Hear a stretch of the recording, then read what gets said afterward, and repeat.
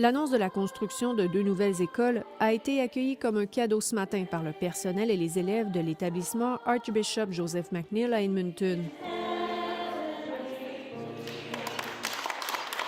L'entrée de la première ministre Alison Redford a été saluée par la chorale de l'école avec quelques cantiques de Noël.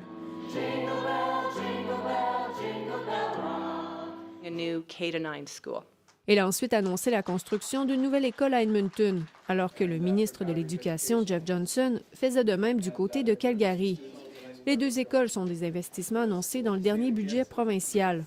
La première ministre a expliqué que ces bâtiments sont nécessaires pour faire face à l'augmentation rapide de la population dans la province. We are over 4 million people now, and we expect that in less than 10 years, we will be a province of 5 million people. I expect more, actually.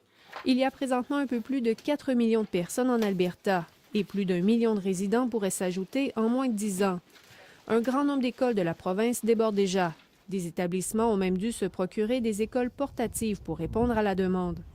Le nouveau bâtiment de la capitale qui sera construit ici pourra accueillir 750 élèves, alors que celui de la métropole sera conçu pour 600 élèves. Le Conseil scolaire anglophone catholique d'Edmonton a aussi affirmé que cette école pourrait être construite avec le Conseil scolaire francophone Centre-Nord. Le Conseil scolaire anglophone souhaite discuter d'un partenariat possible avec le Conseil scolaire francophone. Les écoles pourraient se retrouver sous le même toit et partager des locaux, comme c'est le cas à Jasper. We're actually looking at a partnership with the Francophone Board. And so that's one of the ways that we're looking at, creative ways to be able to deal with some of these issues. De son côté, le Conseil scolaire francophone reste prudent. Les responsables souhaitent reprendre les discussions avec le Conseil scolaire anglophone pour évaluer la possibilité que ce partenariat se concrétise. Jessica Lheureux, Radio-Canada, Edmonton.